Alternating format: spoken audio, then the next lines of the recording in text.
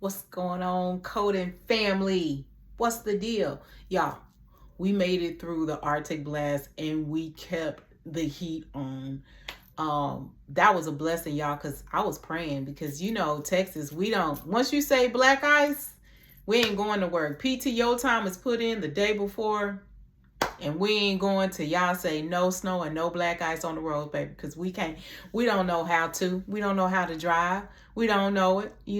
But we made it through. I made it through. I started my new job on Monday, so I'm excited about that. This is a new opportunity for me. I will be a multi-specialty coder at my new job. So this is going to be learning a totally different system and getting more in depth with coding. So I am super excited. It is a blessing from God.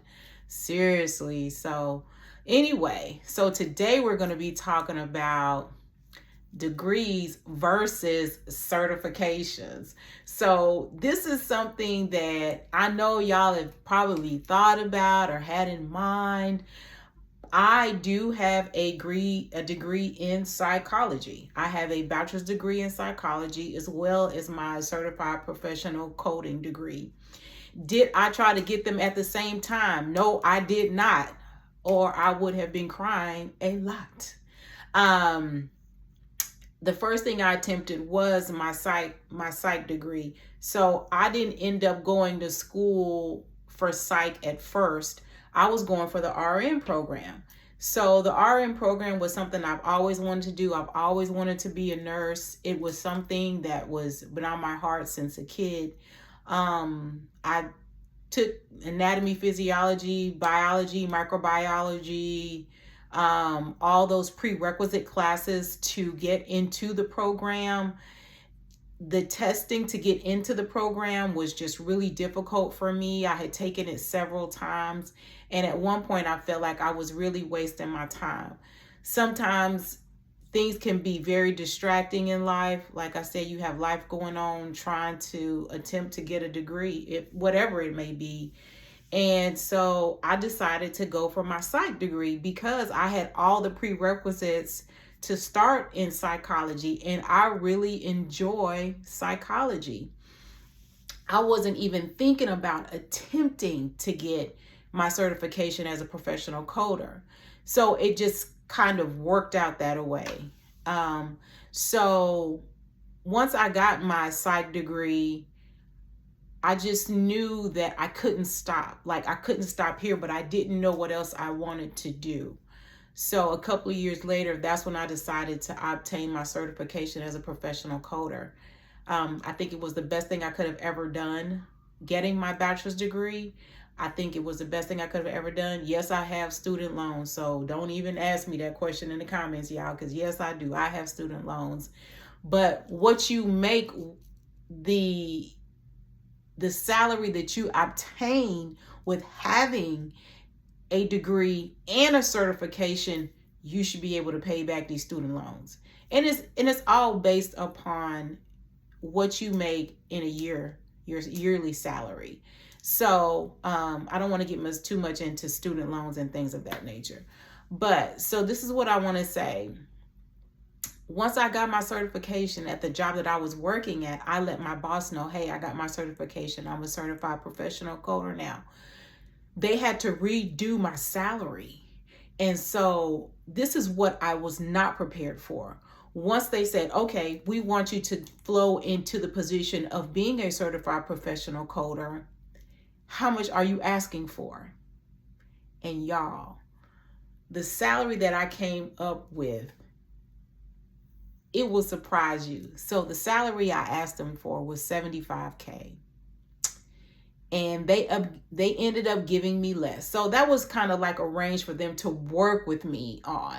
I asked for $75K out the box, hands down, with the bachelor's degree and now the certification and years of experience. And so they gave me a little bit less than that. And just so happened, I was having a meeting with my director one day.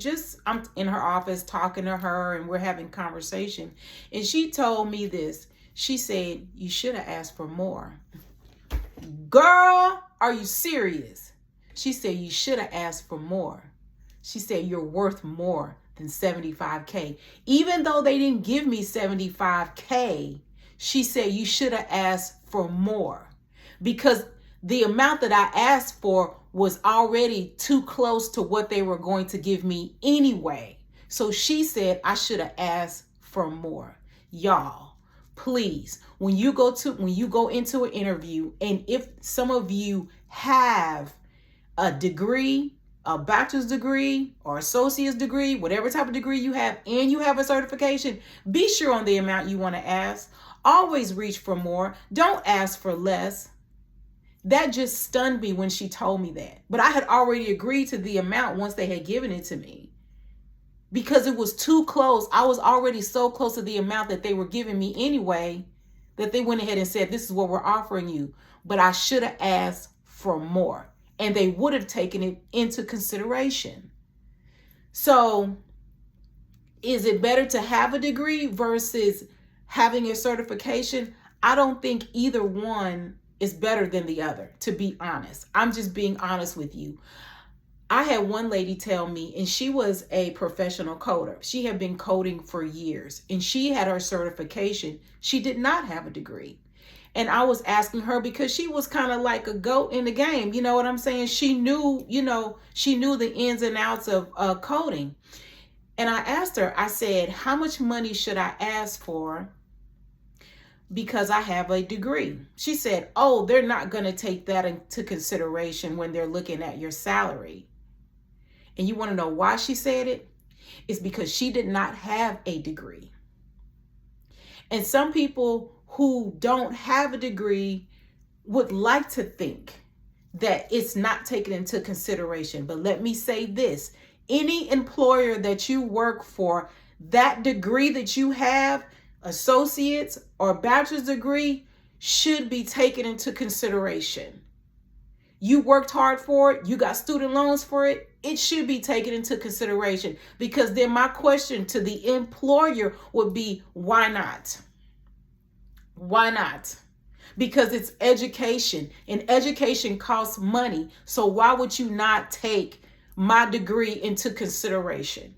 And let me tell y'all, when I went for my second job as a coder, they took it into consideration, and I was paid adequately.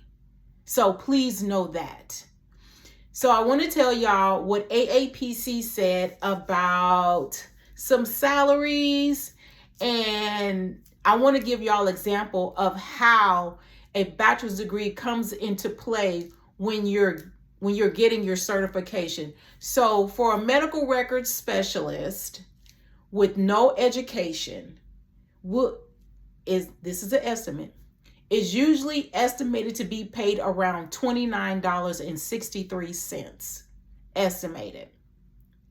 But with a bachelor's degree, $33 an hour is appropriate once you have that degree for the same position. So $29.63 with just education versus $33 with a bachelor's degree.